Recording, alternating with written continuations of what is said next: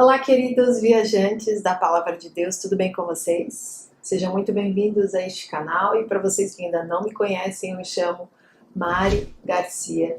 E se você ainda não está inscrito aqui, este é o momento que você pode se inscrever. Ativa o sininho aqui embaixo para o YouTube te avisar toda vez que eu postar um vídeo novo por aqui. Me segue lá nas minhas redes sociais, eu vou deixar aqui embaixo para vocês o Instagram, Facebook, Telegram. Examinem-se para ver se vocês estão na fé. Provem a vocês mesmos. Não percebem que Cristo Jesus está em vocês? A não ser que tenham sido reprovados. E espero que saibam que nós não fomos reprovados. Agora, oramos a Deus para que vocês não pratiquem mal algum. Não para que os outros vejam que temos sido aprovados, mas para que vocês façam o que é certo, embora pareça que tenhamos falhado, pois nada podemos contra a verdade, mas somente em favor da verdade. A Bíblia alerta para que todos os crentes estejam verificando constantemente a sua fé. Cada um de nós precisa se examinar constantemente, uma autoavaliação, para que possamos entender realmente se desviamos-nos do caminho correto. Esse tipo de verificação, de autoavaliação, nos ajudará a manter-nos saudáveis e preparados para o retorno de Cristo, visto que é sempre mais fácil tratar um problema no seu início do que um problema que já está instalado há muito tempo. Ou seja, quando percebemos que estamos nos desviando do caminho correto, com os pequenos sinais, podemos assim tomar alguma providência e mudar o caminho, voltar novamente para os caminhos de Deus. Mas quando o problema já está instalado e nós já estamos enfiados dentro do pecado, fica muito mais difícil de sairmos de lá, pois acostumamos com aquilo. Nos acomodamos no erro. E o Senhor Jesus nos encorajou a estarmos preparados, pois não sabemos o dia e a hora do seu retorno. Então, a melhor maneira de estarmos preparados é estarmos vigilantes quanto à caminhada nossa com Deus, além de estarmos atentos aos sinais que o mundo nos mostra dia a dia. A Bíblia nos encoraja a lidar com o pecado de maneira dura e rápida. Como filhos de Deus, nós não devemos estar flertando dia a dia com o pecado ou com o mal, mas devemos lidar rapidamente e de maneira brusca e racional, sempre sabendo que o pecado traz uma natureza oculta, maldosa sobre as nossas vidas. Aquilo que nós vemos não se compara ao estrago no mundo espiritual que o pecado gera na sua vida. Por isso a grande importância para não nos aprofundarmos no erro, e sim avaliarmos dia a dia a nossa vida cristã, a nossa fé em Cristo. Será que você está apto a deixar tudo para trás, como a parábola do rico, e seguir a Cristo Jesus?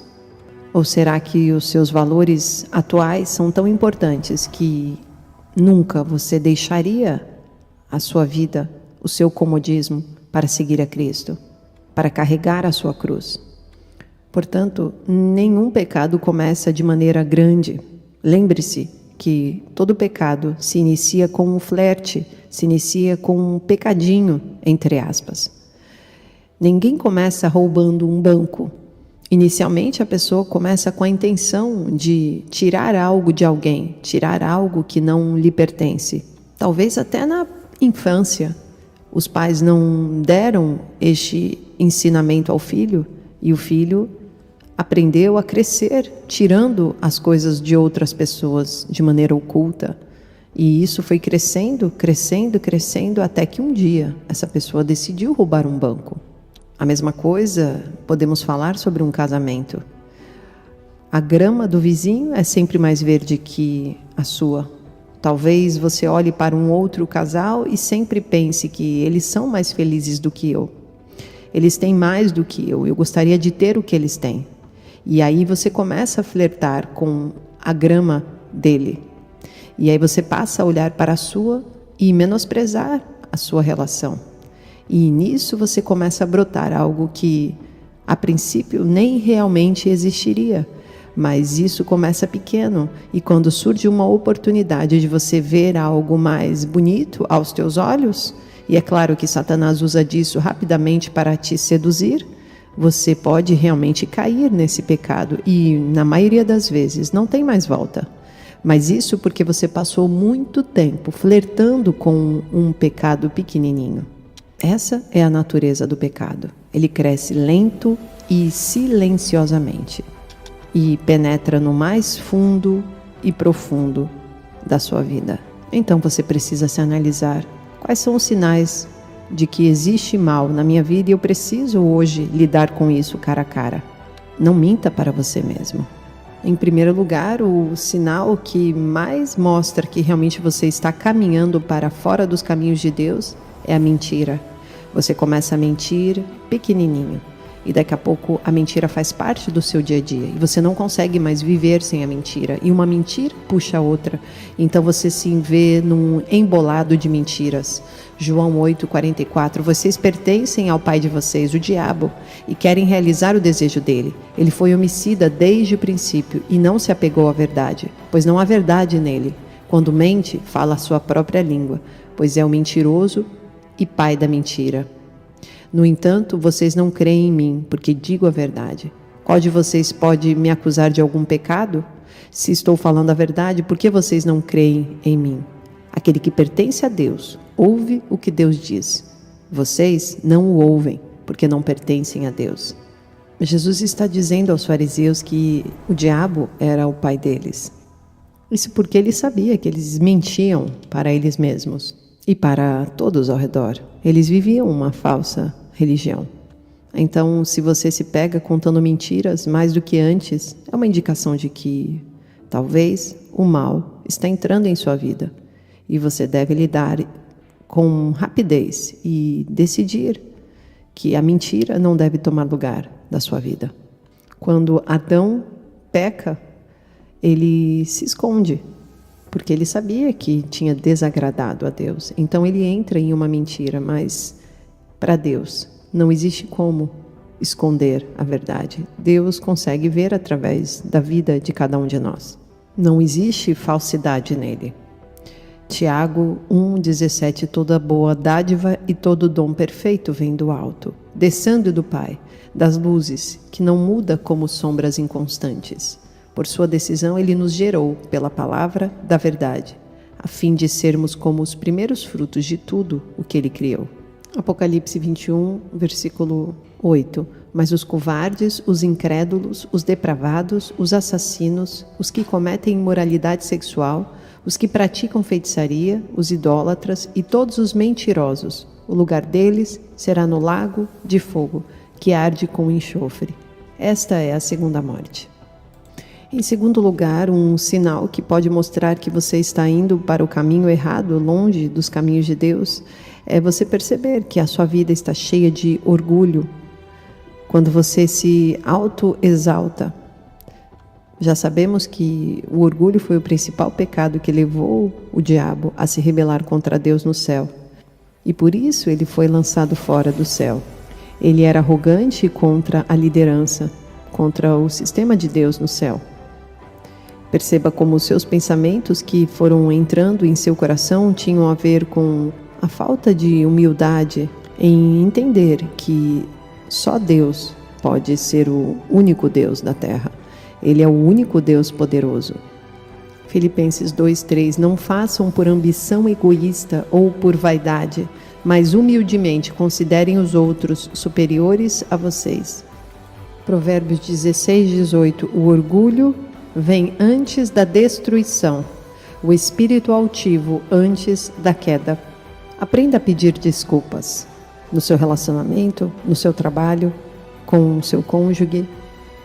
Muitas vezes achamos que precisamos vencer uma briga e por conta disso não pedimos desculpas.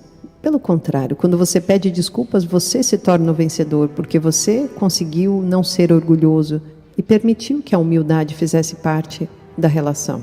Muitos confundem pedir desculpa com fraqueza, mas na verdade tem a ver com força emocional. O terceiro sinal de que você pode estar deixando o mal penetrar na sua vida tem a ver com idolatria.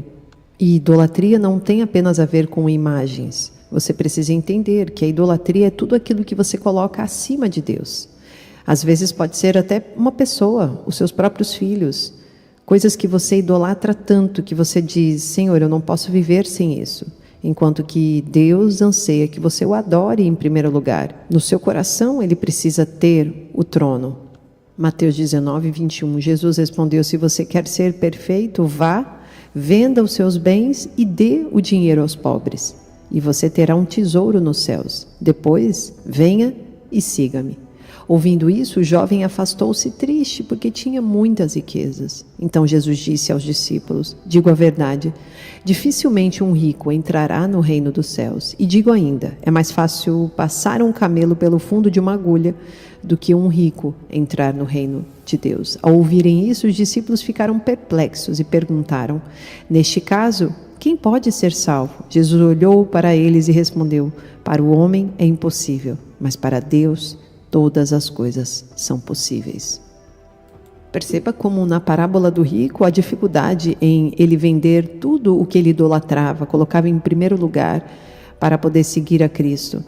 E ele fica triste com isso. E aqui Jesus, falando para os seus discípulos, diz a dificuldade do rico entrar no reino dos céus. O rico tem a ver com aquele que coloca as suas riquezas, coloca os seus valores aqui na terra mais acima do que os valores no céu. E isso se torna um impedimento, porque ele tem tanto conforto aqui que ele não quer sair daqui. Ele não quer estar em outro lugar. Então ele se acomoda neste conforto.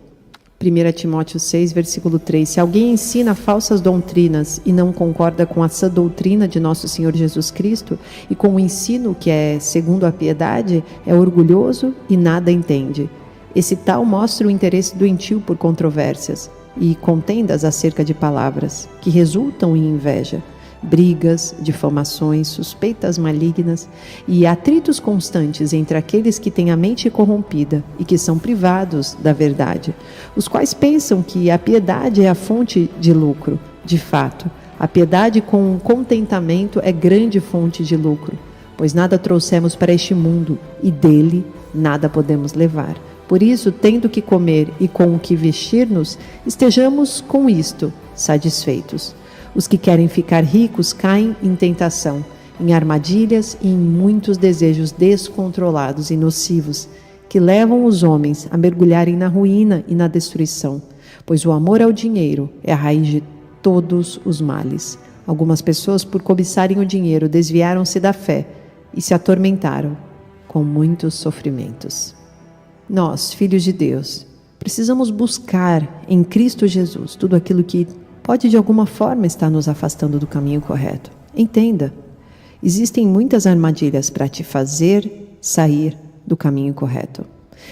Você precisa, em primeiro lugar, buscar discernimento. E o discernimento espiritual nós conquistamos através de leitura da palavra. E seguir o que nós lemos. Não basta você apenas saber de cor e salteado, mas não aplicar na sua vida. É mais fácil ensinarmos para o próximo do que fazermos para nós mesmos. Isso eu digo para mim mesmo. Toda vez que eu ensino a vocês, eu estou buscando não errar. Porque para mim seria um buraco muito mais fundo se eu estivesse no erro. Pois eu estou passando para vocês algo. Então eu preciso fazer isso na minha vida. Portanto, queridos, neste momento, vamos orar juntos, Senhor nosso Deus e nosso Pai. Pedimos perdão dos nossos pecados. Ó Senhor, nos ajuda a entender todos os sinais que nós estamos na nossa vida, demonstrando que estamos seguindo o mal e não o bem. Queremos estar nos teus caminhos, meu Pai. Não podemos de maneira nenhuma seguirmos o caminho do diabo. Por isso, Senhor, ajuda-nos, Pai, nesse tempo. Ajuda-nos, Pai, na corrida da nossa vida rumo à vinda do Senhor Jesus. Precisamos nessa jornada estarmos fortalecidos. Por isso, Deus, tira de nós todo o pecado. Abre os nossos olhos espirituais. Mostra-nos, Senhor, a tua vontade, o teu querer. Ensina-nos, Pai, todos os dias que precisamos depender de Ti. Somos dependentes, Senhor, de Ti. Não somos nada sem a Tua presença. Ajuda-nos, Senhor, a poder nos desprender de todo conforto, de toda riqueza, de toda idolatria e podermos imaginar a nossa vida apenas dependentes de Ti todos os dias. No nome de Jesus. Deus abençoe.